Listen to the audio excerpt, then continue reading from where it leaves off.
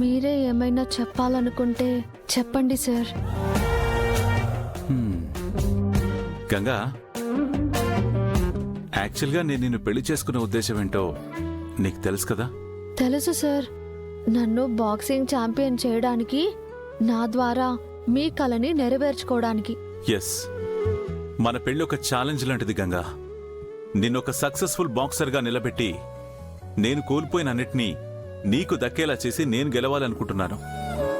దానికి నీ సపోర్ట్ ఎంతో అవసరం. నా సపోర్ట్ మీకు ఎప్పుడూ ఉంటుంది సార్.